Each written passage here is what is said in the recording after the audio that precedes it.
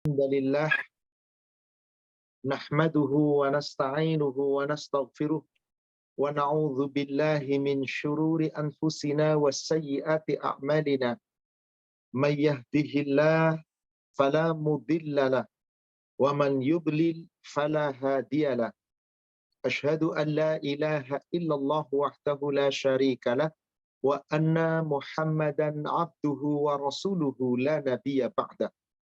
Allahumma salli wa sallim wa barik ala Muhammadin wa ala alihi wa ashabihi ajma'in wa man tabi'ahum bi ihsan ila yaumiddin amma ba'd. Ya ayyuhalladzina amanu taqullaha haqqa tuqatih wa la tamutunna illa wa antum muslimun. Ya ayyuhalladzina amanu taqullaha wa qulu qawlan sadida yuslih lakum a'malakum wa yaghfir lakum dhunubakum wa may yuti'illaha wa rasulahu faqad faza fawzan 'azima. Ma'asyiral muslimin wal muslimat rahimani wa rahimakumullah. Bapak Ibu jamaah Majelis Taklim Hasanah Nurul Iman yang semoga dirahmati Allah. Alhamdulillah kita kembali pada sore hari ini diperjumpakan oleh Allah Subhanahu wa taala.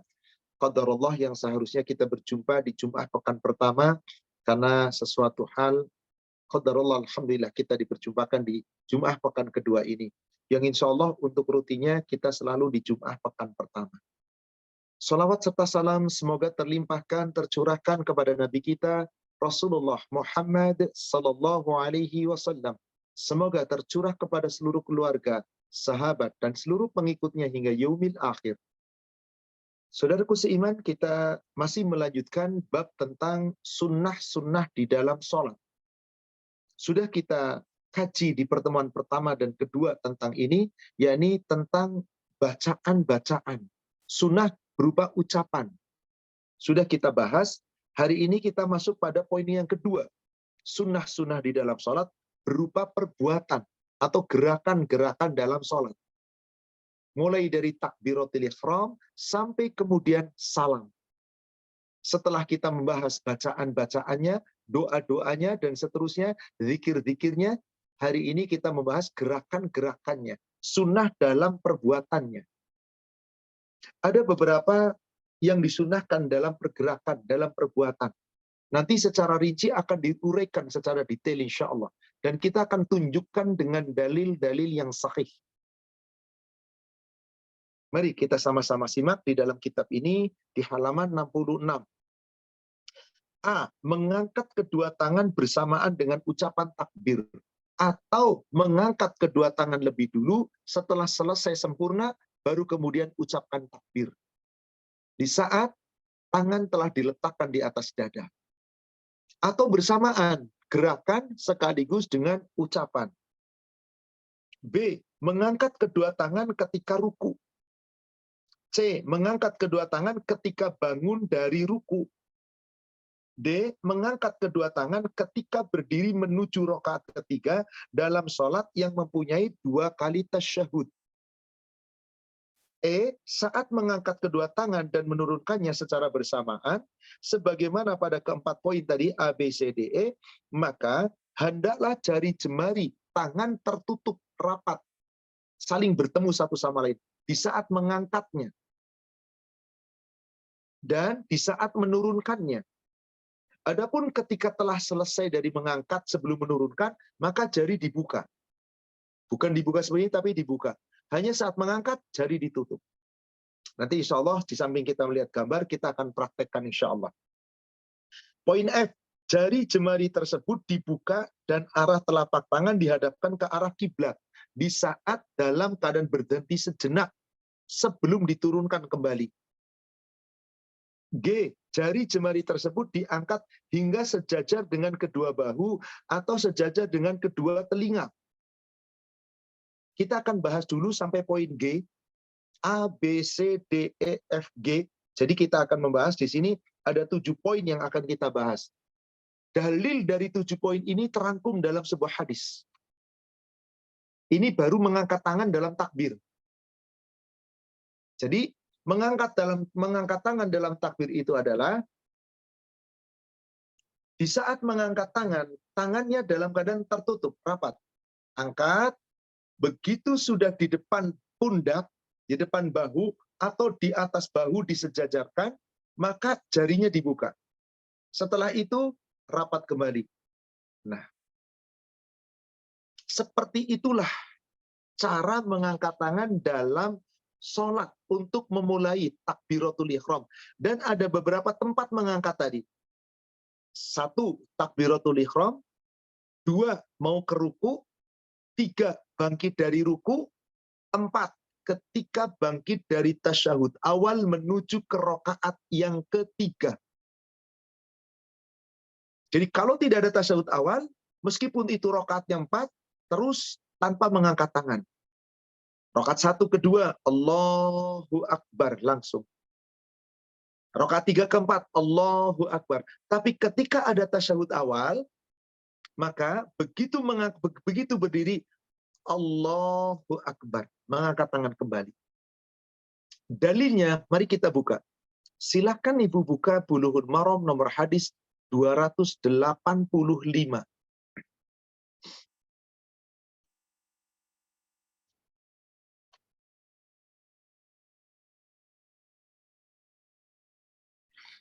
Bismillahirrahmanirrahim. Dari Abu Humaid Asy-Syaidi rahimahullah, dia berkata, saya melihat Rasulullah SAW apabila bertakbir, beliau mengangkat kedua tangannya hingga sejajar, kedua telapak tangannya dengan kedua bahunya. Dan apabila Sampai sini Ibu, sampai sini, karena ini secara lengkap seluruhnya nanti gerakan sholat tersebut dalam hadis ini. Kita merinci, sekarang mulai dari mengangkat tangan dulu.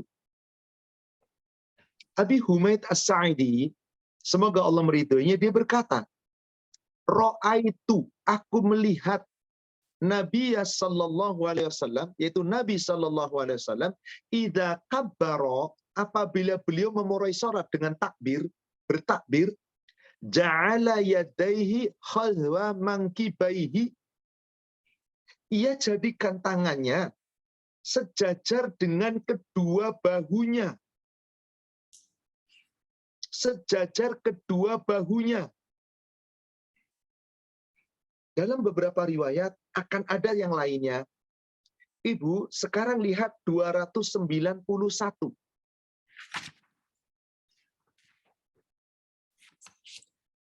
dari Ibnu Umar radhiyallahu an, bahwasannya Nabi SAW mengangkat kedua tangannya sejajar dengan kedua bahunya ketika memulai sholat dan ketika bertakbir untuk ruku, serta tatkala mengangkat kepalanya dari ruku. Inilah tadi poin A, poin B, poin C. Poin A, poin B, poin C. Di sini dia dalilnya. Wa an Ibnu Umar radhiyallahu anhuma, dari Abdullah bin Umar, semoga Allah meridhoi mereka berdua. Anna Nabi sallallahu alaihi wasallam, bahwasanya Nabi sallallahu alaihi wasallam kana yarfa'u yadayhi hal wa mankibaihi, mengangkat kedua tangannya sejajar dengan kedua bahunya.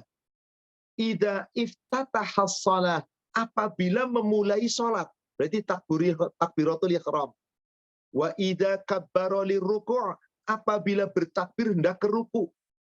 Wa idza rafa'a ra'sahu minar ruku', dan apabila mengangkat kepalanya dari ruku'.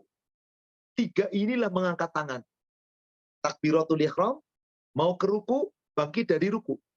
Dan ditambah tadi poin D, mengangkat tangan ketika berdiri menuju ke rakaat berikutnya dari tasyahud awal. Jadi rakaat kedua menuju ketiga, karena di situ duduk tasyahud awal. Maka mengangkat tangannya sama seperti mengangkat tangannya ketika takbiratul ihram. Lalu bagaimana cara mengangkat tangan yang lain? Ibu teruskan 292-nya, dan Ibu bisa baca terus sampai 293. Nah, sedangkan di dalam hadis Abu Humaid radhiyallahu an, menurut riwayat Abu Dawud dikatakan, beliau mengangkat kedua tangannya hingga sejajar dengan kedua bahunya lalu bertakbir. Dalam riwayat Muslim dari Malik bin Al-Huwaris radhiyallahu an adalah sama seperti hadis Ibnu Umar. Namun Malik bin Al-Huwairis mengatakan sampai kedua tangan beliau sejajar dengan ujung kedua telinganya. Baik. Hadis ini mari kita jami', mari kita kumpulkan tariqatul jam'i dari beberapa hadis. Di hadis nomor 292, wa fi hadithin, dan dalam satu riwayat hadis yang lain, bagi Abi Humaid As-Sa'idi, semoga Allah meridhoinya, dalam riwayat Inda Abi Dawud, bagaimana Rasulullah bertakbir?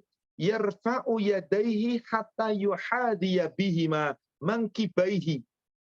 Mengangkat kedua tangannya hingga sejajar dengan kedua bahunya. Summa yukabbir, kemudian baru takbir.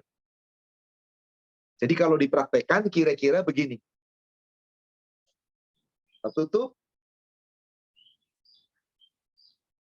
Angkat, sudah selesai, baru takbir.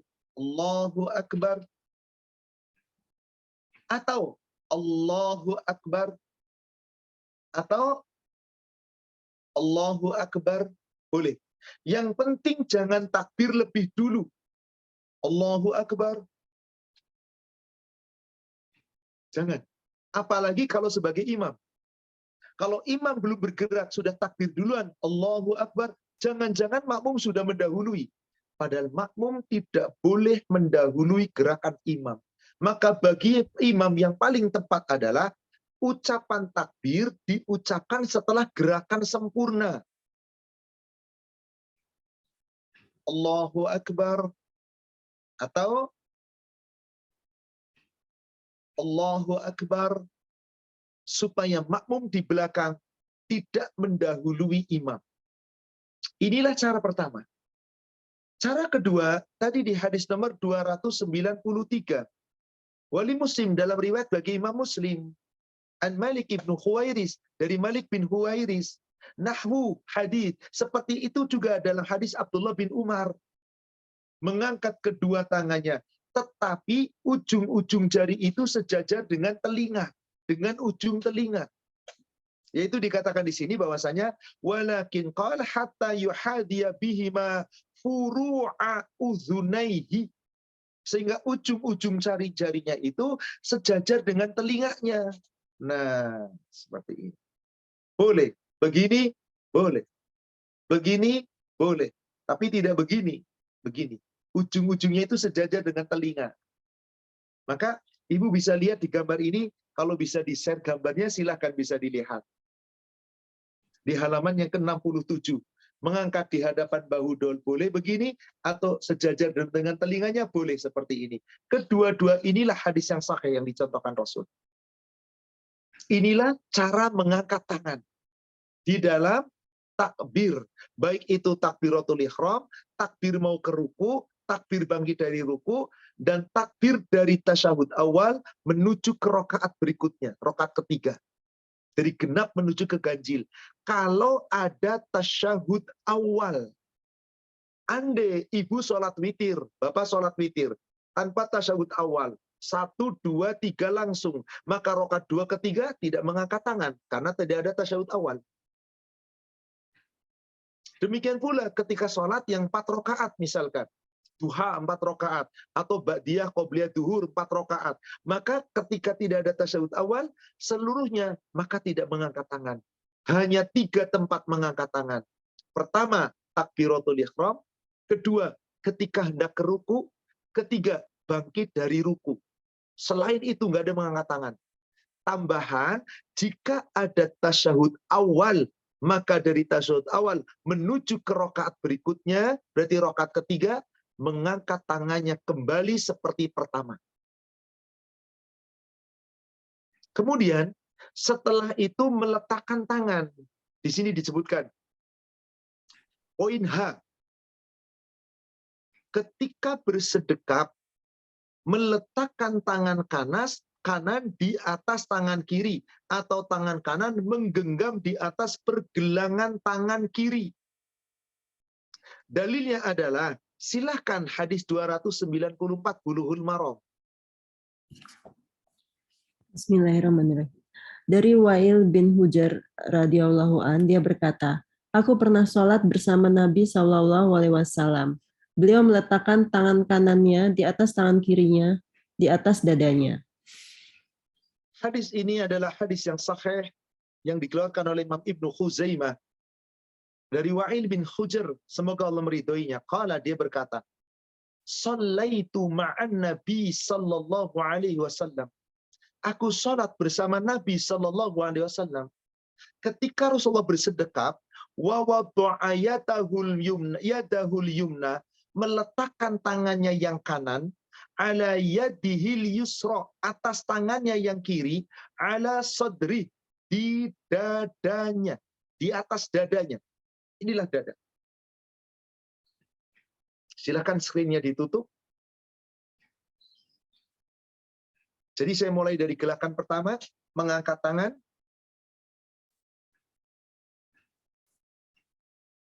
Allahu Akbar. Begini boleh, atau menggenggam pergelangan boleh. Diletakkan begini boleh, menggenggam pergelangan, menggenggam boleh, silakan. Atau letakkan begini, silakan. Yang penting di dadanya. Mana itu dada? Bidang yang ada tulang rusuk di bagian dalam. Nih, bagian tulang rusuk. Sampai di sini. Bagian ulu hati turun sedikit. Bisa begini, bisa begini, bisa begini, silakan. Mungkin para wanita, maaf. Kalau yang agak gemuk susah kalau begini barangkali sesak. Silakan di atas. Atau silakan agak turun sedikit. Yang jelas mah bukan di perut. Atau miring sebelah kiri perut.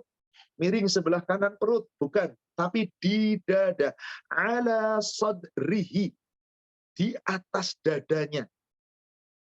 Inilah hadis yang sahih berkaitan dengan letakkan. Silakan. Jadi bisa Allahu Akbar. Silakan. Begini silakan. Allahu Akbar. Silakan. Di sini silakan. Di sini silakan. Tetapi ketika mengangkat bukan begini. Tetapi ketika mengangkat dalam rapat.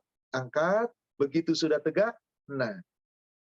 Angkat. Begitu sudah tegak. Mungkin ada orang berkata, Ustadz ribet amat, sholat aja mesti begitu diatur. Sholat aja mesti angkat tangan diatur, sedekap diatur. Yang penting kan sholat. Oke, saya buatkan ilustrasi. Anda seorang angkatan. Anda diperintahkan untuk berjalan. Apakah Anda ketika berjalan tidak diatur?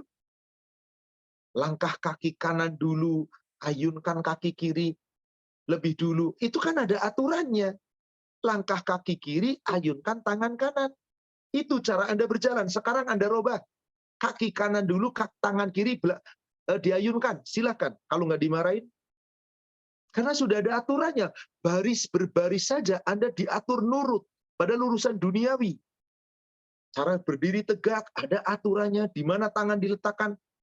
Cara siap tegak, ada aturannya. Cara istirahat, ada aturannya. Masa sholat nggak mau diatur? Bukan masalah ini rapat kemudian membuka, bukan masalah ini, bukan. Tapi ini masalah ketaatan Anda kepada Rasul. Karena wajib dalam urusan sholat itu seperti Rasul. Jangan kita sholat kecuali sholat mengikuti contoh Rasul. Andai kata Anda sholat tidak mengikuti contoh Rasul, berarti Anda belum sempurna sholatnya. Silakan Ibu buka Bulughul Maram nomor hadis 348.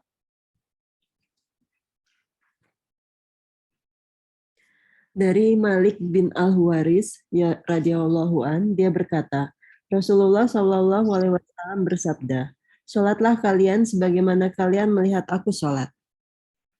Hadis sahih riwayat Imam Bukhari.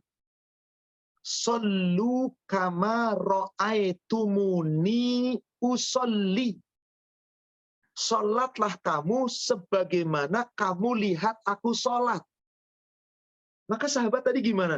Aku salat bersama Rasul. Aku lihat beliau mengangkat tangannya. Sejajar dengan kedua bahunya. Kemudian bertakbir. Ketika mengangkat tangannya menuju kepada ruku. Mengangkat tangannya. Itu kan semuanya dijelaskan. Jelas hadisnya. Sahih. Sedangkan Rasul panutan kita. Sallu kama ra'aitumuni usolli. Salatlah kamu sebagaimana kamu lihat aku salat. Lihat bagaimana Rasul salat, bagaimana cara takbir, bagaimana cara mengangkat tangan, dan seterusnya. Ada aturannya. Anda mengikuti Rasul, Allah akan mencintai Anda. Surat 3, Ali Imran ayat 31. Allah Subhanahu wa taala berfirman, "Qul, Muhammad katakanlah kepada hambaku, yaitu kepada umatmu, kita semua umat Islam." Rasul saat itu langsung bicara di hadapan para sahabat, di depannya para sahabat. In kuntum tuhibbunallah, jika kalian hai sahabatku benar-benar mencintai Allah. Saat itu sahabat langsung mendengar dari lisan Rasul. Kita cuma membaca ayatnya sekarang. Kalau kamu benar-benar mencintai Allah, fattabi'uni, maka ikutilah aku. Kata Rasul bagaimana tentang sholat? Ikuti aku. Sholatlah kamu seperti kamu lihat aku sholat. Apa sulitnya kita mengikuti contoh Rasul? Wong dalilnya jelas kok. Jangan disepelekan, meskipun hanya mengangkat tangan, membuka jari. Ini aturan, saudara sekalian. Kalau kamu betul-betul mengikuti Rasul, apa jaminan Allah? Yuhibbukumullah wa yaghfir lakum dzunubakum. Niscaya Allah mencintai kamu, niscaya Allah mengampuni dosa-dosamu. Allahu Akbar. Diampuni dosanya oleh Allah, dicintai oleh Allah. Wallahu ghafurur rahim. Sungguh Allah itu Maha Pengampun lagi Maha Penyayang. Bukankah kita ingin mendapatkan kasih sayang Allah? Kembali kepada gerakan tadi. Sekarang sudah jelas bahwasanya gerakan-gerakan sholat itu kita dicontohkan oleh Rasul. Ya sudah, ikuti. Kapan tadi mengangkat tangan? Allahu Akbar, takbiratul ihram. Allahu Akbar, keruku. Allahu Akbar, bangkit dari ruku. 3 ini. Plus dari tasyahud awal menuju rakaat ketiga. Jika ada tasyahud awal. Dan mengangkatnya, tangan dibuka, sejajar dengan bahu. Ketika turun, tutup lagi, baru. Atau di atas bahu, sejajar dengan ujung telinga. Nah, silakan boleh. Silakan tarik. Jika Bapak Ibu praktek seperti sholatnya Rasul, coba lihat, rasakan. Ketika begini, Allahu Akbar, peregangan di tulang belikat.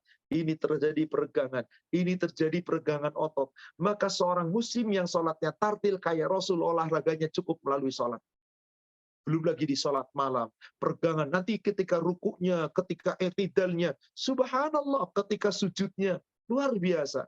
Gerakan-gerakan yang ternyata semua adalah peregangan-peregangan. Olahraga yang sempurna. Allah yang ngatur. Tapi kalau jangan, ya, nggak ada ini. Coba ada orang kan sholat begitu kan? Di mana letaknya girohnya coba? Kenapa tidak seperti Rasul? Angkat tangan. Berhenti sejenak. Allahu Akbar. Rasakan bagaimana peregangan. Silakan Bapak Ibu bisa praktekkan. Maka silakan. Di depan boleh. Di sini boleh. Sedekat ujung. Allahu Akbar. Boleh juga Allah Akbar. Silahkan yang mana yang Anda memerlukan. Yang penting di dadanya. Dan ingat dada, batas antara tulang-tulang rusuk ini sampai bagian paling ulu hati paling bawah. Inilah dada. Silakan di sini, di sini, di sini, di sini, silakan. Yang penting bukan di perut. Demikian, wallahu a'lam. Kita lanjutkan. Poin K. Setelah itu membaca Al-Quran dengan tartil dan merenungkan makna bacaan. Ini sudah kita bahas pada bab tentang bacaan. Saya tidak akan ulangi lagi tentang ini. Kemudian selanjutnya, sunnah ketika ruku. Sunnah dalam ruku. Dalam ruku, ada beberapa kaidah yang wajib kita amalkan. Karena ruku pun harus diatur dan ikuti contoh Rasul. Kaidah yang pertama, menggenggam kedua lutut dengan kedua tangan dalam keadaan jari jemari merenggang ketika dalam posisi ruku. Renggang. Dan genggam lutut. Kalau ini lutut, genggam. Tapi enggak, bukan begini. Tapi dibuka. Berbeda kalau sujud, ditutup. Kalau takbir tadi, mengangkat dalam keadaan tutup, begitu sudah begini, turun lagi, tutup lagi. Kemudian ketika ruku, sekarang kita bahas khusus tentang ruku. Hadis nomor 321, Bulughul Maram.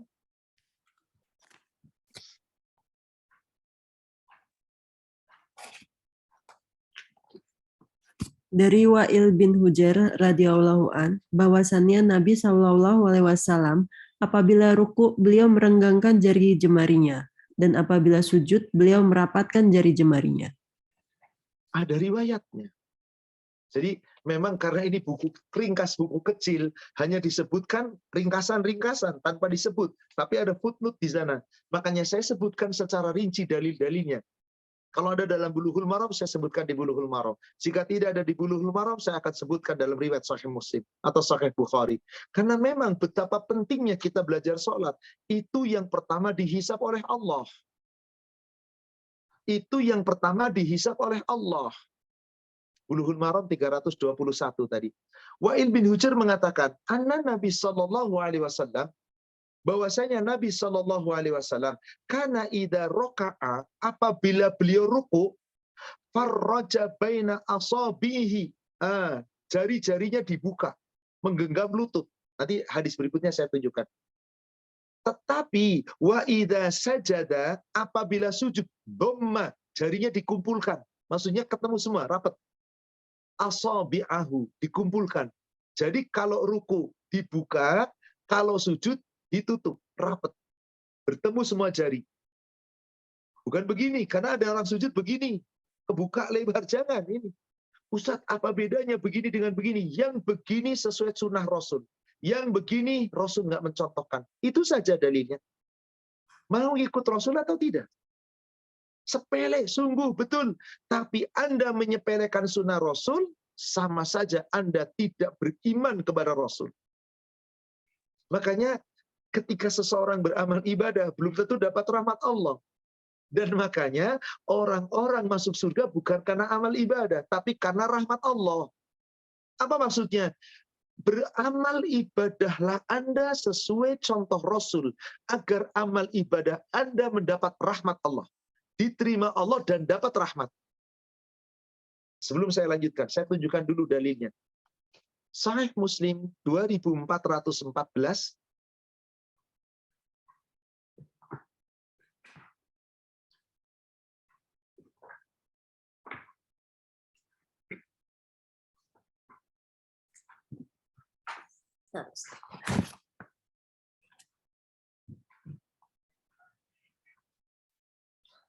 Bismillah.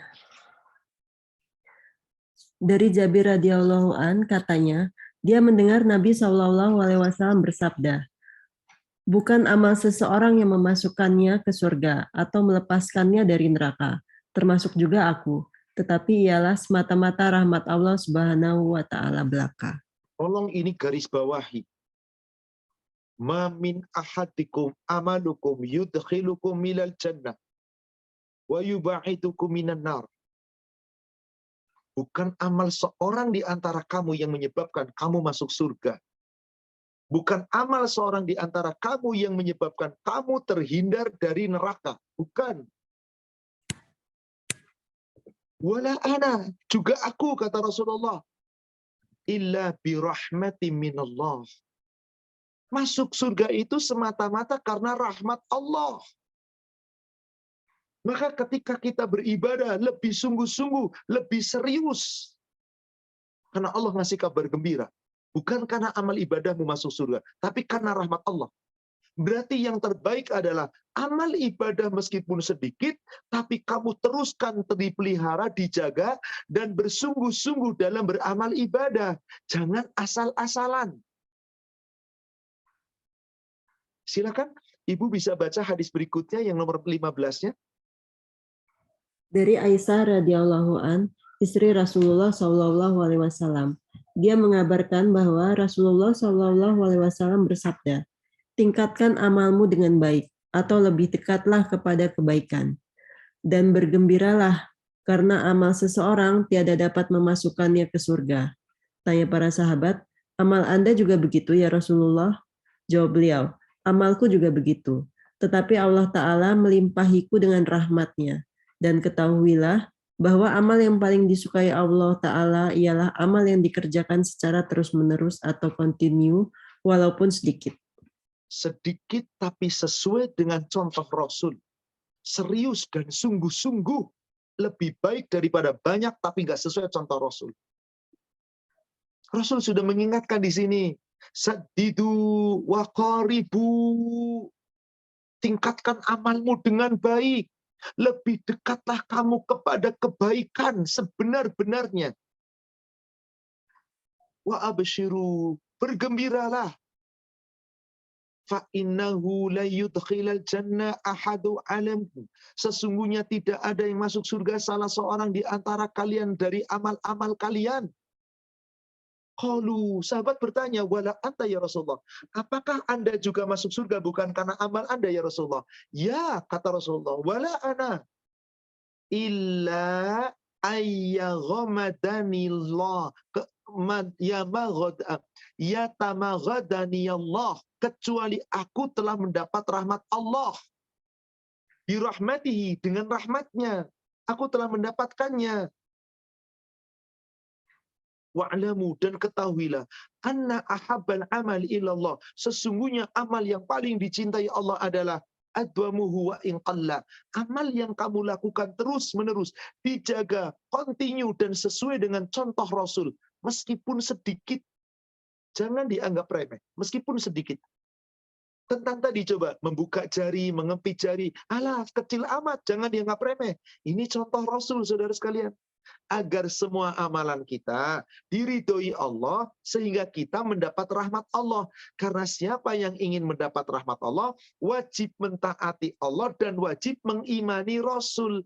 Jadi apa yang dicontohkan Rasul wajib kita teladani.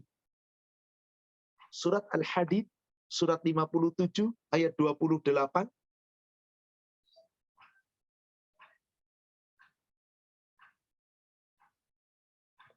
Ya ayyuhalladzina amanu. Wahai orang-orang yang beriman. Ittaqullah. Bertakwalah kamu kepada Allah. Wa aminu birasuli. Dan tetaplah kamu beriman kepada Rasulnya. Apa-apa yang Rasul perintahkan, apa-apa yang Rasul kan, jangan dianggap sepele. Imani, taati. Meskipun hanya sekedar membuka jari, mengepat jari, itu contoh Rasul dan itu perintah Rasul. Lakukan. Kan Rasul yang perintahkan tadi kan? Qala Rasulullah sallallahu alaihi wasallam, "Idza sajadta fadh' kafaika." Kalau kamu dalam keadaan sujud, maka diperintahkan kan tadi bahwasanya kamu harus buka tangan-tanganmu, renggangkan. Apabila kamu dalam ruku, kamu renggangkan. Kalau dalam sujud, kamu pertemukan. Kan di sini jelas. Berarti ada dalilnya. Anda mengikuti Rasul, berarti Anda mengimani Rasul. Anda mengimani Allah dan Rasul, apa dapat dari Allah? Yu'tikum kiflaini min rahmatihi. Niscaya Allah akan memberikan kepadamu rahmatnya dua bagian. Subhanallah, dikasih dua bagian rahmat, dunia akhirat dapat. Wa yaj'al lakum nura, dengan rahmatmu itu Allah akan menjadikan untukmu cahaya iman. Tamshu nabihi, dengan cahaya iman itu kamu berjalan, yaitu berjalan menuju surga. Wa yaghfir lakum, dan Allah memberikan ampunan kepada kamu. Wallahu ghafurur rahim, dan sungguh Allah itu Maha Pengampun lagi Maha Penyayang. Baik, kita lanjutkan. Masih kita membahas tentang ruku. Jadi poin satu tadi, menggenggam kedua lutut dengan kedua tangan dalam keadaan jari jemari dibuka, direnggangkan. Sedangkan kalau sujud ditutup. Poin dua, meratakan punggung ketika ruku. Punggungnya rata. Nggak terlalu dongak, nggak terlalu nunduk, tapi kira-kira tegak lurus, rata. Seperti ini. Poin ketiga, memposisikan kepala ke depan atau sejajar dengan punggung. Hingga tidak terlalu menunduk, atau tidak terlalu dongak, tapi rata. Kepala punggung itu kira-kira satu garis. Seperti huruf apa di sini? Siku seperti ini. Seperti siku 90 derajat. Kira-kira seperti itu. Kalau kita mampu seperti itu. Poin 4, merenggangkan siku kedua lengan hingga menjauh dari kedua sisi tubuh. Sikunya tidak nempel, tidak rapat, tapi jauh daripada lambung kita, tubuh kita. Dalil secara lengkap, mulai ruku seperti apa? Kembali kepada hadis yang pertama kita baca, 285. Bagian ruku saja yang dibaca Ibu. Tadi sudah kita baca bagian takbir. Apabila Rasul mengawali sholat, beliau mengangkat kedua tangannya sejajar dengan dua bahunya. Sudah kita bahas. Lalu apabila beliau ruku? Dan apabila beliau ruku, beliau menekankan kedua tangannya di kedua lututnya, kemudian beliau meluruskan punggungnya. Nah, sampai sini aja dulu. Meletakkan tangan kanannya, kedua tangannya di lutut, ingat tadi hadis yang sudah kita bahas sebelumnya. Yang nomor 321, merenggangkan, dibuka. Dan meletakkannya, menekan kepada lutut. Menekan kepada lutut. Seperti itulah. Idza raka'a, apabila beliau ruku, amkana yadaihi min rukbataihi, menekankan, menggenggam kedua tangannya di dua lututnya. Dan tadi tangannya dalam keadaan terbuka. Summa hasara dhahri, kemudian punggungnya diratakan. Punggungnya rata. Itulah apabila beliau ruku.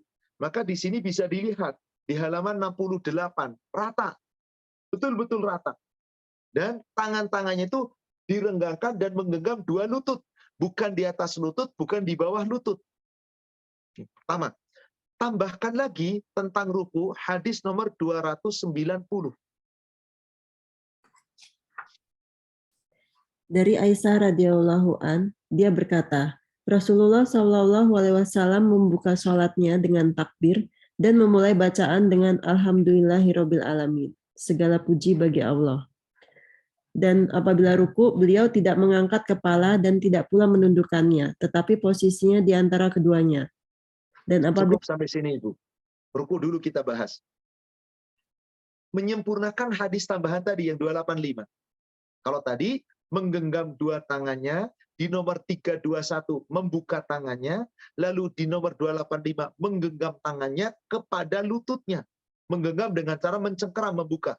Lalu meratakan punggungnya. Di hadis nomor 290 ditambahkan di sini, wa kana idza raka'a, dan apabila beliau ruku, lam yashhis ra'sah, tidak terlalu mendongak kepalanya, walam yusawwibhu, tidak terlalu tunduk, walakin baina dzalik, tetapi antara itu. Antara itu. Jadi kepalanya nggak terlalu dengak, jadi lagi-lagi ruku, misalkan maaf, tidak terlalu begini, tapi nggak terlalu nunduk juga, hanya rata, kira-kira seperti siku. Kepala, punggung, terus sampai ke bagian belakang. yakni di atas tulang ekor. Rata, kakinya rata. Kakinya rata. Maka di sini, pada saat berdiri, Bapak bisa Ibu lihat di halaman ke-67 yang punya kitabnya, kaki itu renggang dan menghadap ke arah kiblat. Bukan begini kakinya, tapi lurus ke arah kiblat. Kalau kiblat ke depan, kakinya seperti ini. Kadang ada orang berdirinya begini kakinya, membuka. Salah, harusnya begini. Dan renggangnya kaki kira-kira serenggang tubuh kita. Supaya di saat ruku keseimbangan terjaga. Kalau terlalu ngebuka begini, sulit untuk bisa sejajar. Kalau terlalu ngempit, jatuh Anda ketika ruku, nggak bakal seimbang. Makanya lebarnya kaki kita, itu kira-kira sebagaimana tubuh kita. Mohon maaf, orang yang kurus ya sudah cukup segini. Cukup. Yang agak sedang ya sudah selebar bahunya berapa. Orang yang gemuk kadang lebih lebar lagi. Nggak ada masalah. Yang penting sesuai dengan kita, kebutuhan kita berdiri seberapa renggang.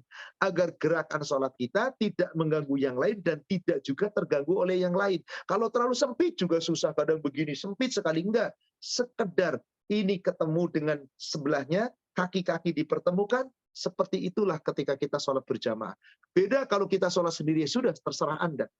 Mau seberapa renggangnya silahkan saja. Karena nggak ada kaitannya dengan soft. Tapi ketika bersama, renggang, agak renggang, tidak terlalu renggang. Agar soft itu rapat semuanya. Yang sempit nanti ada yang longgar, yang begini nanti di sana ada yang kehalang. Giliran sujud, giliran ini nanti ada yang longgar. Maka tubuh kitalah yang menjadi patokan seberapa besar renggangnya kaki kita. Intinya di sini jelas, apabila ruku Rasulullah menggenggam lututnya dengan jari-jari terbuka, digenggam dengan kedua tangannya, dan bukan di atas lutut, bukan di bawah lutut, dan kemudian meratakan punggungnya, kepalanya tidak terlalu diangkat, tidak terlalu menunduk, tapi kira-kira sejajar bagian atasnya. Siku seperti ini. Inilah cara ruku. Dan bisa dilihat gambarnya adalah di halaman 68. Yang punya kitabnya silahkan bisa dilihat. Sekarang kita membahas bangkit dari ruku. Di sini tidak ada kata-kata i'tidal, dan di sini tidak digambarkan. Tapi tentu kan ada gerakan i'tidal. Bagaimana ketika i'tidal? Kembali Ibu ke hadis nomor 285. Bagian i'tidalnya saja. Apabila beliau mengangkat kepalanya dari ruku. Ya, bismillah. Kemudian apabila beliau mengangkat kepalanya, beliau berdiri tegak hingga masing-masing tulang kembali ke tempatnya. Dan Baik, sampai sini Ibu. Ini tidak lirik. Fa'idha rafa'a ra'sahu stawa hatta ya'uda kulla faqarin makanah.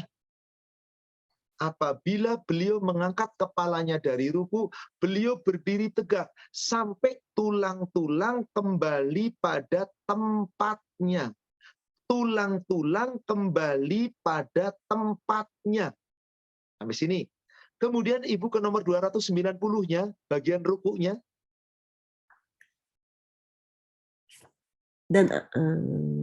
Dan apabila bangkit dari ruku, beliau tidak langsung sujud sampai berdiri tegak, dan juga tidak langsung sujud lagi apabila beliau bangkit dari sujud. Baik Ibu.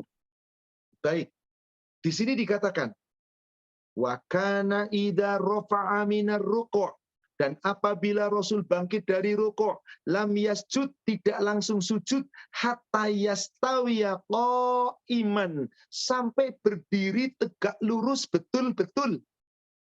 Yastawiya qa'iman, beliau betul-betul tegak lurus berdiri. Gak langsung sujud. Bagaimana kalau begitu? Baik. Hadis yang nomor 285 tadi, sampai tulang-tulang kembali pada tempatnya. Sebelum kita ruku, bagaimana tadi keadaannya? Begini. Begitu Allahu Akbar ruku, seperti yang sudah dijelaskan.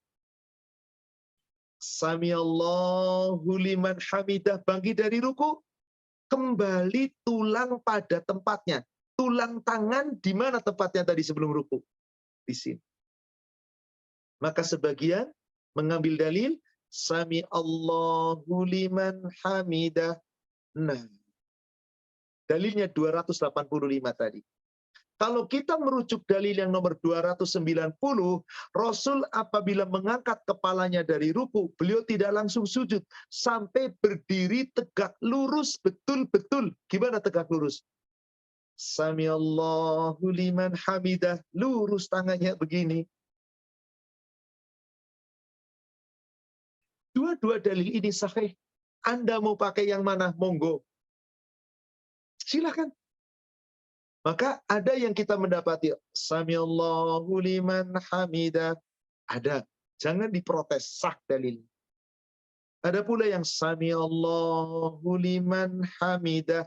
Tegak lurus. Dalilnya pun sahih. Jangan ribut. Dalilnya ada. Jangan saling menyalahkan.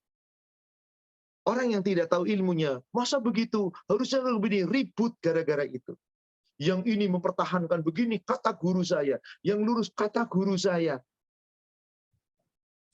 Imam Syafi'i, beliau lebih berpendapat cenderung kepada tegak lurus. Yang namanya tegak lurus, berarti tulang kembali ke tulangnya tegak lurus, nggak ada yang siku, nggak ada yang bengkok, nggak ada yang ketekuk, lurus. Sementara dalil pertama tadi, kembali pada tempatnya semula, ya inilah semula sebelum ruku. Ini sayang dipakai oleh Imam Ahmad bin Hanbal dan sebagian ulama-ulama. Jangan berangan ribut, silahkan yang mana. Dua-dua hadis ini sahih. Anda mau pakai yang mana? Anda tahu dalilnya. Maka kalau sudah seperti ini, saudara sekalian, inilah yang namanya hasanah ilmu. Para ulama besar beda pendapat. Mereka dengan ilmu, nggak ribut, gontok-gontokan. Beda kita sekarang, nggak punya ilmu, cuman kata gurunya, ada beda dikit, ngambek, ada beda dikit, nuduh. Jangan, saudara sekalian. Inilah pentingnya kita belajar. Dengan kita belajar sehingga kita tahu mana yang hak, mana yang batil. Kita sudah sampai gerakan kepada i'tidal. Kemudian menuju kepada sujud. Menuju kepada sujud. Di sini pun tidak dijelaskan, tapi saya akan tunjukkan dalil.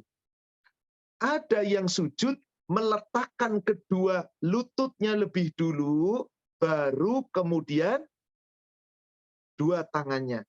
Ada yang meletakkan kedua tangannya lebih dulu, baru kedua lututnya. Saya yakin di antara para jamaah, ada yang sujudnya tangan dulu, baru dua lutut. Ada yang sujudnya dua lutut dulu, baru dua tangan. Begitu? Saya yakin ada yang berbeda. Jangan ribut pula. Jangan gontok-gontokan. Dan ingat tadi, dari sami Allahu liman hamidah, mau lurus, mau ini silakan. Menuju kepada sujud tidak mengangkat tangan, tapi langsung turun. Hanya tadi, apakah turunnya tangan dulu, apakah turunnya dua lutut dulu, mana yang Anda ingin lakukan, silakan Anda memahami dua hadis ini. Karena dua hadis ini berbeda. Silakan hadis nomor 331.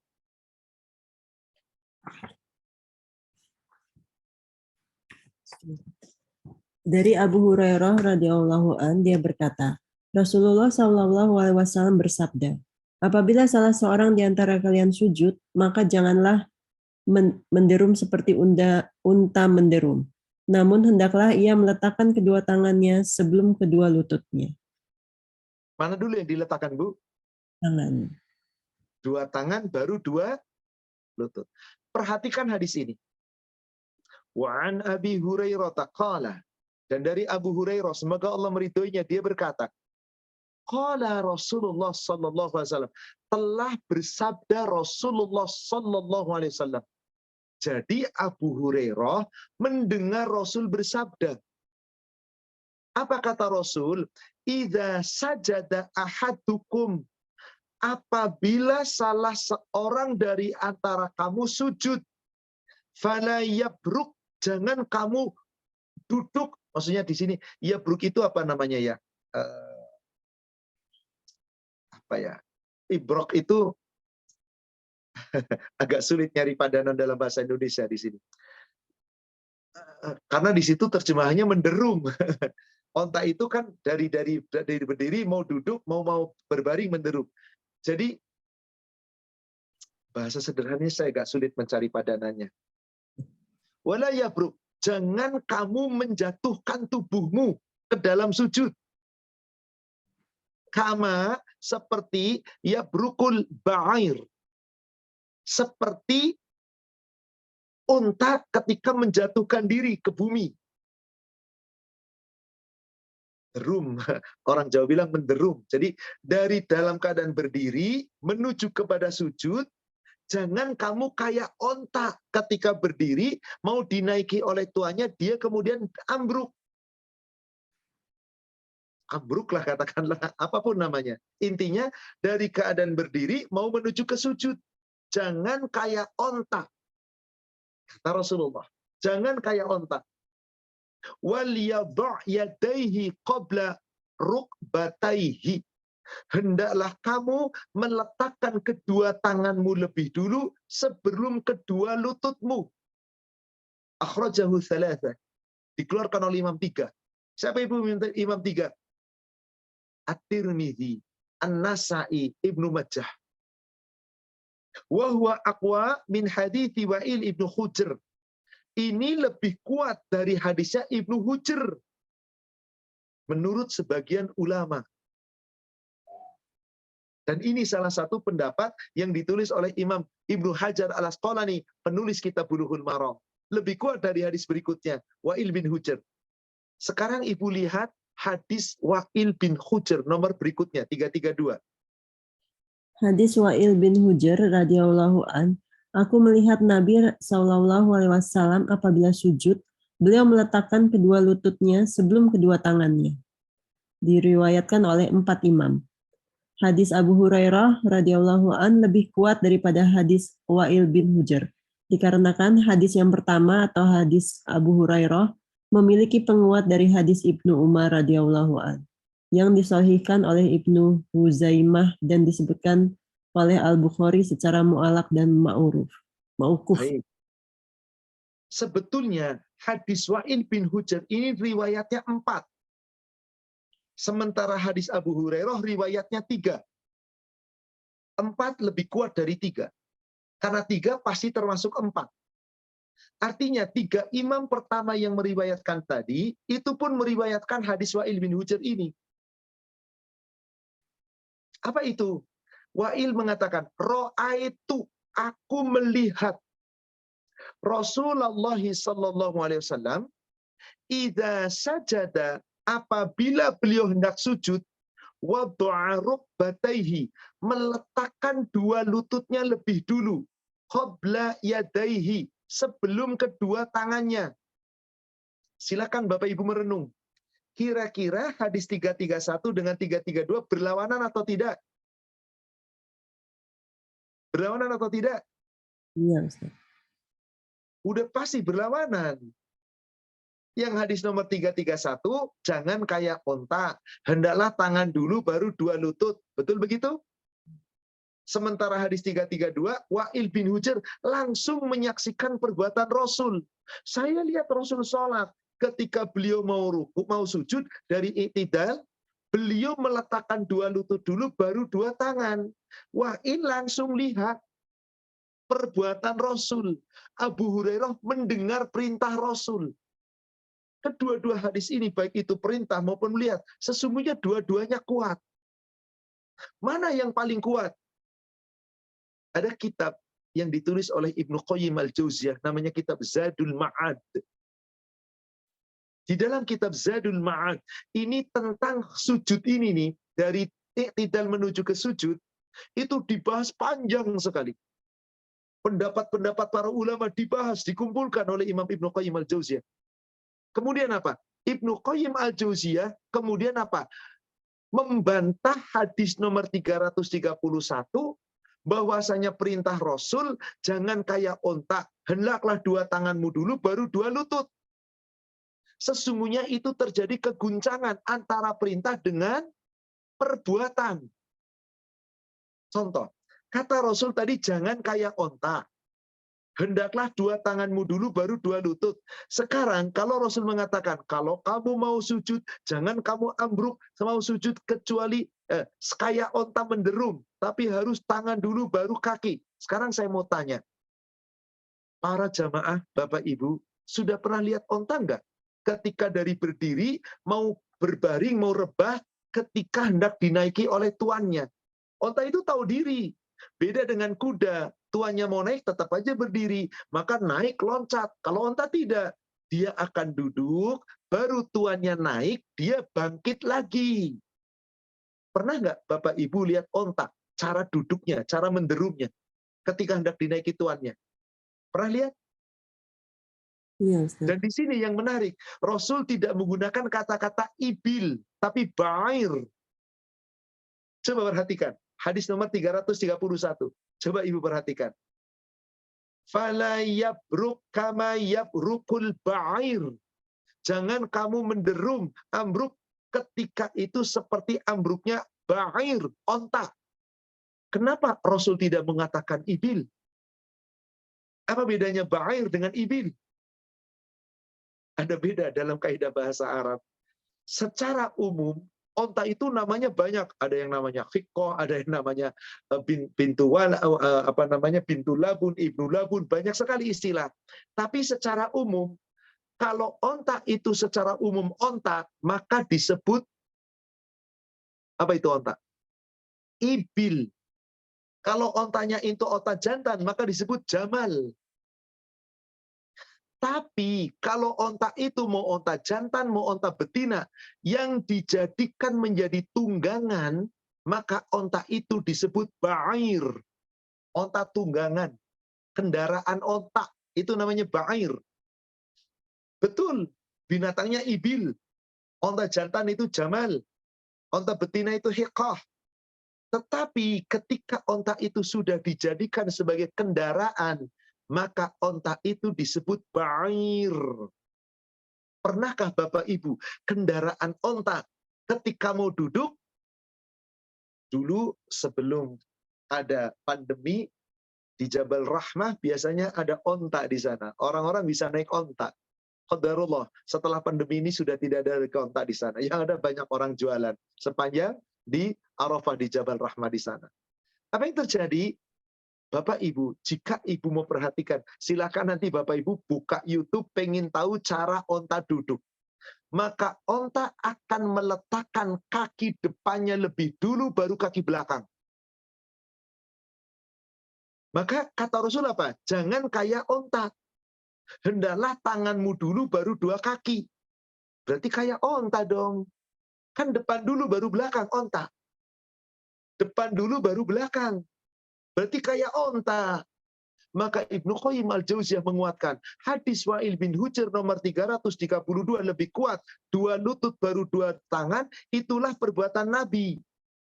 Sementara kata Rasul ketika Abu Hurairah menyampaikan, jangan kamu kayak onta, hendaklah tanganmu dulu baru dua lutut. Justru itu perbuatan onta, kaki depannya dulu baru kaki belakang. Tapi Imam Nasiruddin Al-Albani kemudian membantah lagi, bahwa onta itu dengan manusia beda. Kalau manusia tangannya yang di depan, kalau manusia dalam keadaan seperti binatang, maksudnya tangan dan kaki di bawah. Maka tangannya manusia dibalikan depan. Kalau onta, tangannya onta itu bukan yang di depan. Tangannya onta itu yang di belakang dua. Maka depan itu kakinya onta. Yang di belakang itu adalah tangannya onta. Kenapa? Tangan onta itu yang paling banyak berfungsi bagian belakang. Seperti tangan. Menggaruk-garuk, dan sebagainya tangan. Maka onta itu tangannya bagian belakang. Ketika onta meletakkan depannya dulu, berarti itu kaki onta. Maka kita jangan kayak onta, jangan kaki dulu, tapi dua tangan dulu. Sampai demikian para ahli hadis membahas tentang ini, Bapak Ibu. Subhanallah.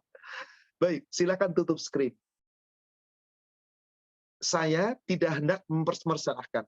Saya tidak hendak mengalahkan satu sama lain.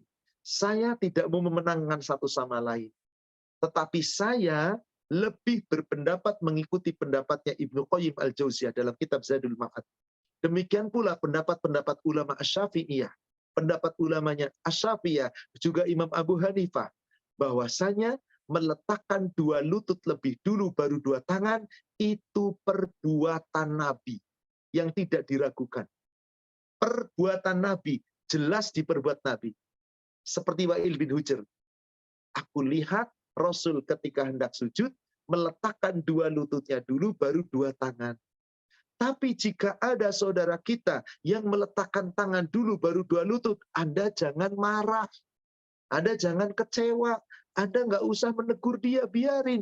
Dia mengikuti hadis yang satunya tadi. Abu Hurairah. Bahwasanya Rasul perintahkan, jangan kayak onta, hendaklah dua tangan dulu baru dua lutut. Ya sudah, stop.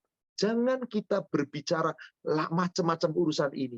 Jangan sampai Anda berdebat hanya urusan ini tanpa ilmu.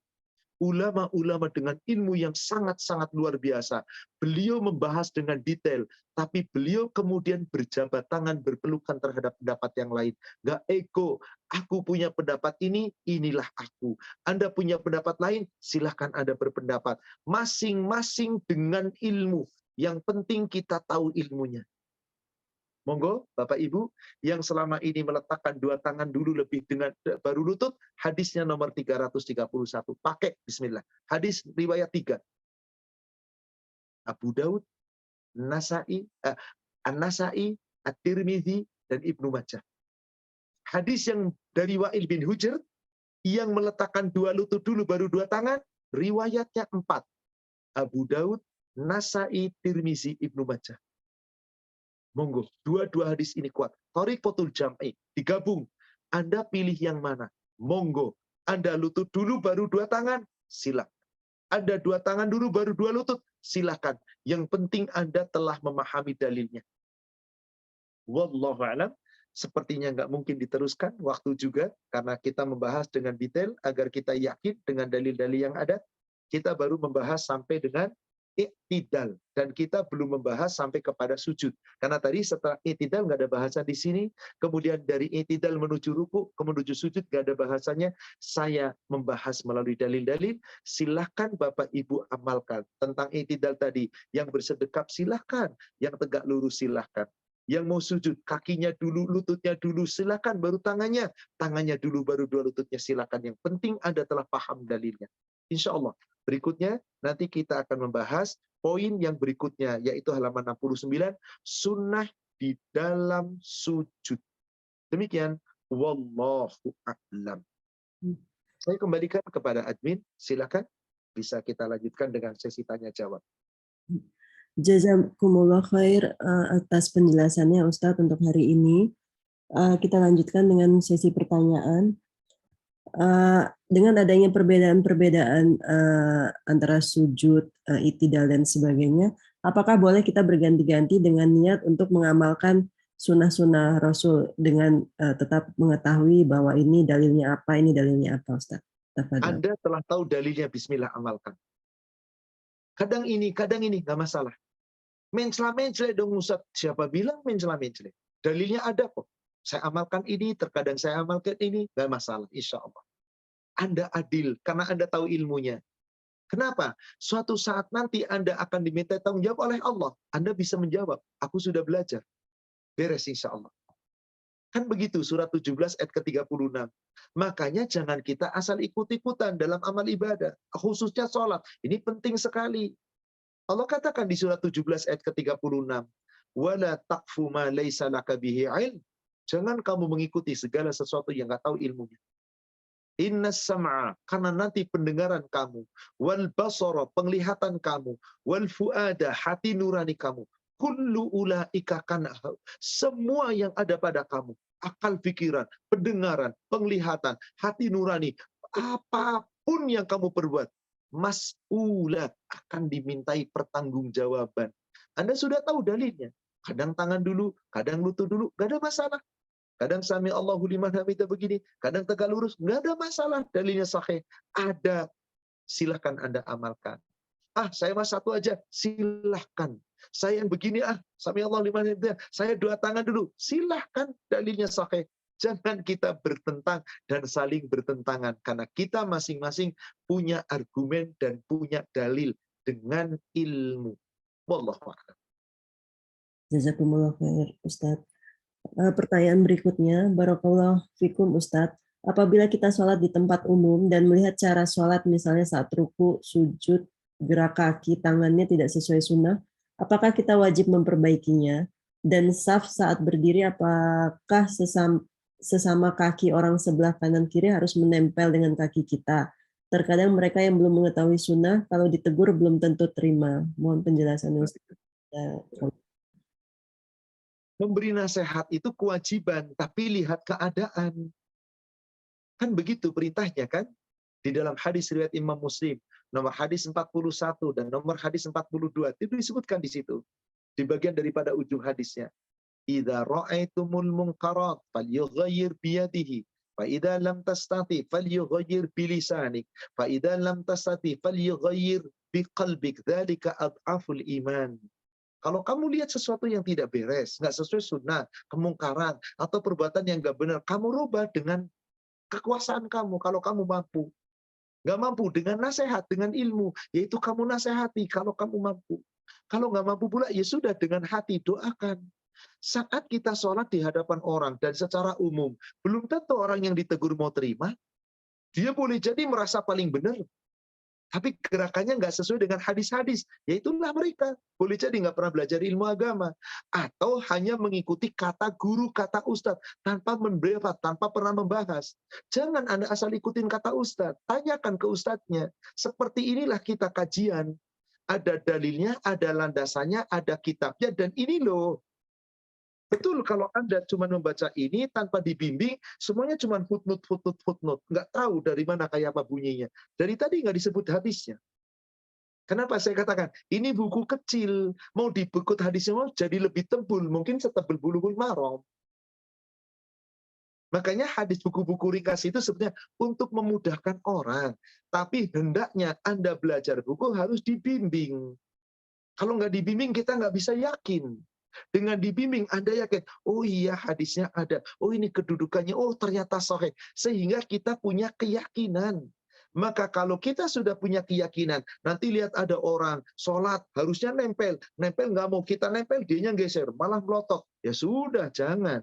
Apalagi orang-orang yang, apalagi sekarang dengan alasan pandemi, sajadah selebar-lebarnya, dia berdiri sendiri. Jarak antara dirinya dengan orang lain kadang lebih dari 30 cm. Dia nggak mau disentuh, sajadahnya nggak boleh diinjak. Ya sudah, bagaimana lagi dia seperti itu? Kalau kita mau, kita pepetin. Dianya marah, ya sudah. Jadi di sini watawasau bil haq watawasau bisabr, menasehati dengan cara yang hak dengan penuh kesabaran.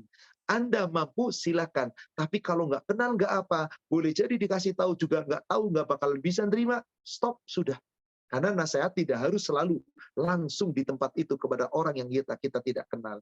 Berbeda kalau itu kawan kita, saudara kita yang telah kita kenal dari kawan-kawan kita, kasih nasihat dengan cara baik. Jangan salah lu kayak gitu, ngaji makanya. Jangan. Salah Anda. Sebetulnya nggak begitu. Coba deh ikut belajar. Saya punya bukunya, saya kasih hadiah.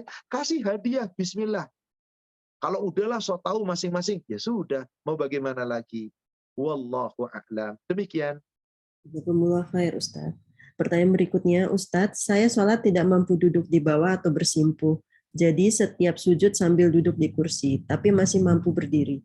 Jadi mampu sujud dari duduk di bangku. Mohon pencerahannya, Ustadz. Boleh, tapi hati-hati terhadap gerakan. Jangan sampai sujud Anda tidak lebih rendah dari ruku Anda. Maka kalau Anda sholatnya berdiri, nggak mau ruku dan sujud dengan sempurna, sudah sujudnya sambil berdiri.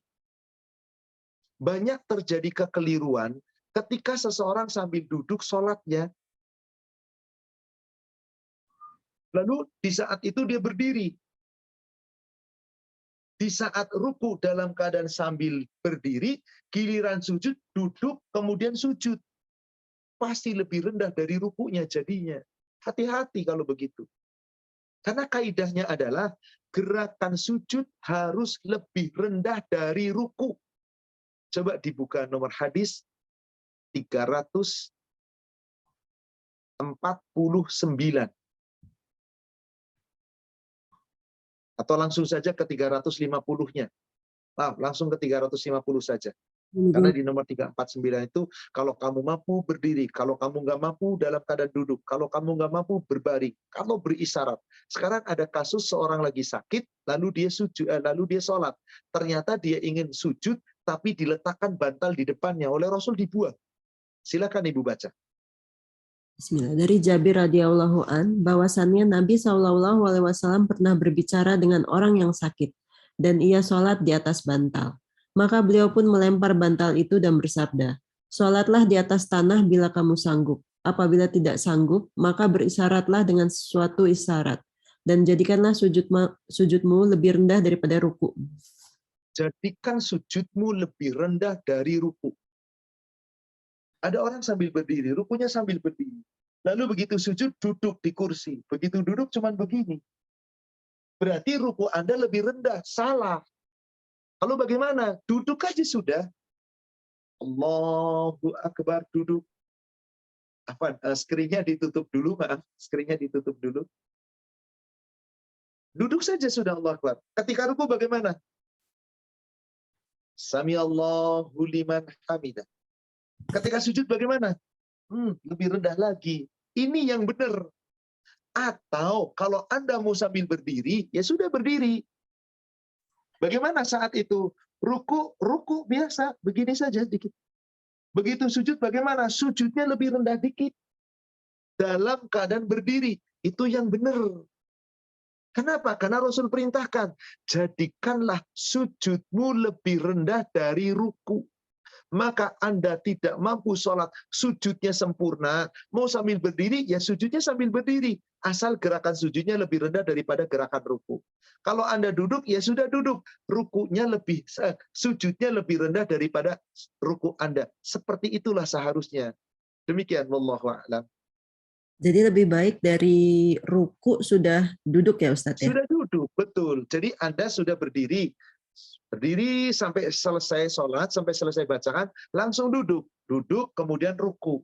Setelah itu, sami Allahu liman hamidah seperti biasa, sujud lebih rendah. Ini yang benar. Karena masih banyak orang, rukunya dalam keadaan berdiri sempurna, lalu giliran mau sujud, duduk. Saat itu rukunya nggak bisa, sujudnya nggak bisa. Nggak mungkin gerakannya bisa begini sekali, nggak bisa. Gerakan sujudnya akhirnya lebih tinggi daripada ruku. Ini yang tidak boleh. Jadi kaidah sholat seperti ini harus kita pahami, saudara sekalian. Demikian, wallahu a'lam. Ini ada yang bertanya juga, apa lebih baik mulai sholat, apa lebih baik dari mulai sholat aja duduk? Boleh, kalau memang Anda mau. Kalau Anda tidak kuat berdiri, tapi kalau Anda mampu berdiri, baiknya berdiri bacaan sholatnya. Seterusnya, sampai begitu mau ruku, langsung duduk. Jangan rukunya dalam keadaan berdiri, sujudnya kemudian duduk, jangan. Tapi dari awal dia sudah duduk, rukunya duduk, sujudnya duduk. Maka sujudnya akan lebih rendah.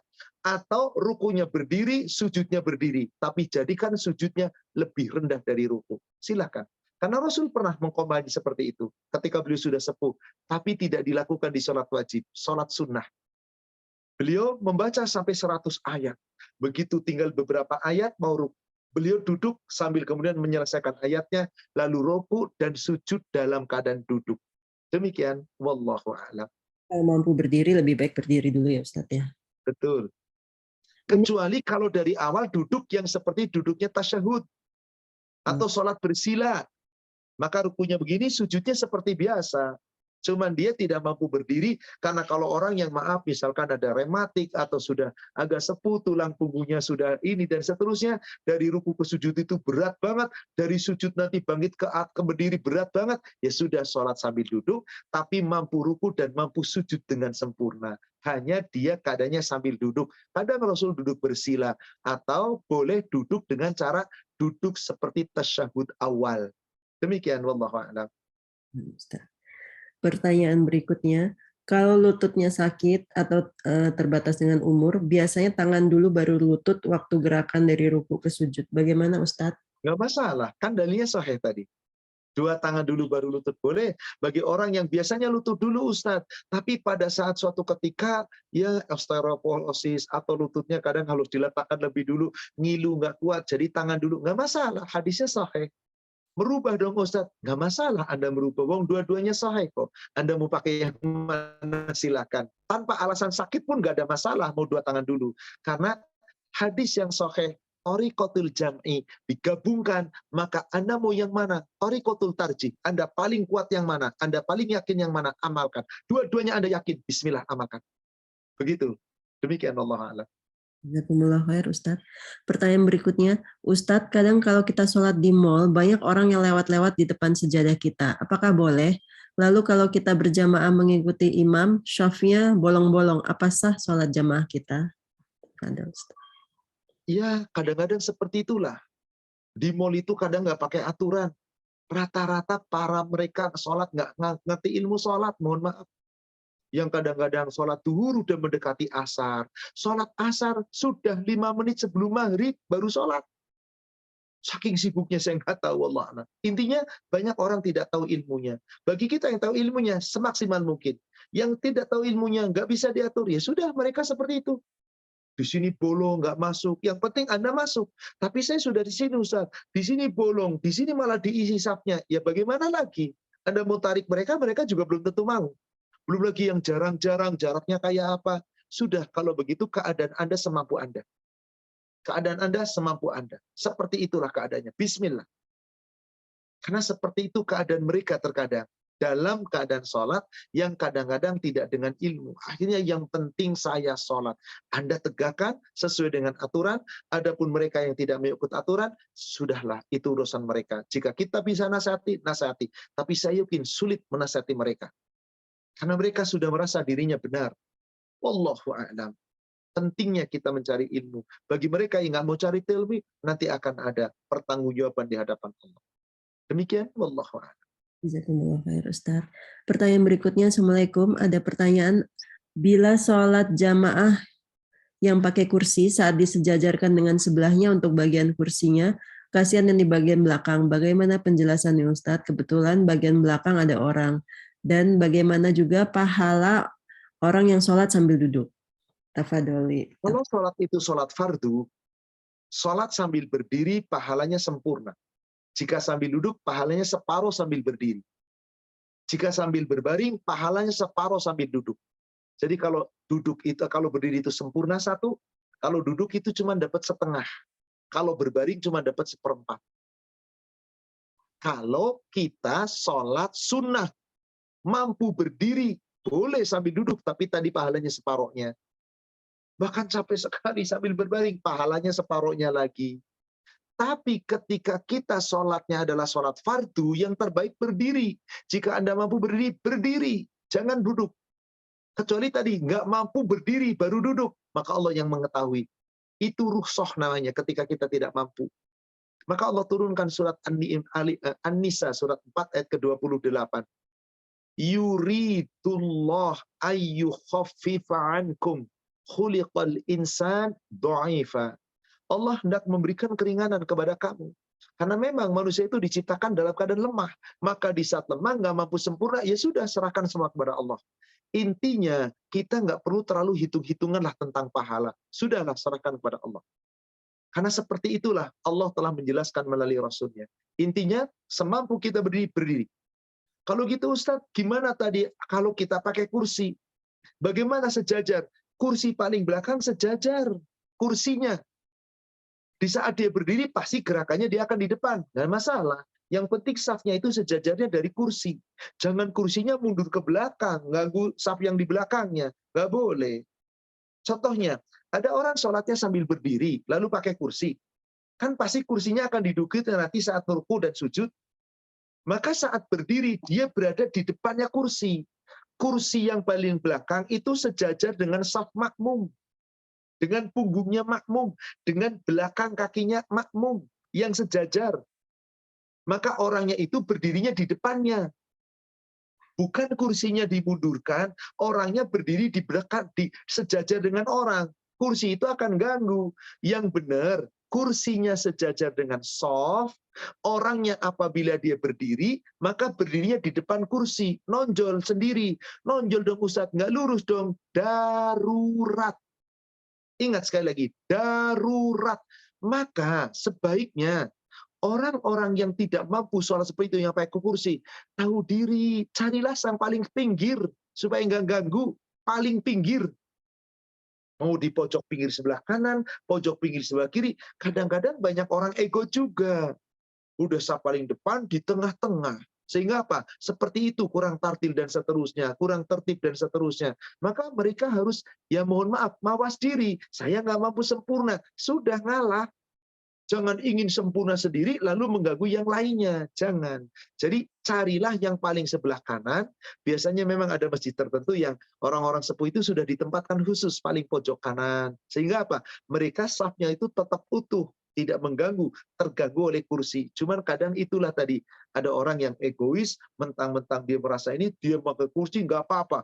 Main dimanapun dia main letakkan, mengganggu yang kanan kirinya, mengganggu jurang belakangnya, dan seterusnya. Tentu ini tidaklah afdol. Seharusnya mereka tahu diri. Yang penting dia ke masjid pun sebetulnya tidak diwajibkan, karena yang sakit. Karena dalam keadaan rukhsah sakit, itu pun dia ditempatkan dimanapun, ya bismillah. Yang penting tidak mengganggu bagusnya saf yang lain. Demikian seharusnya. Tapi inilah, tiap manusia punya keyakinan yang berbeda-beda. Wallahu a'lam. Demikian. Jazakumullah khair, Ustaz. Pertanyaan berikutnya ini terkait dengan sholat di atas kendaraan. Ini ada yang di kereta api atau di pesawat. Bagaimana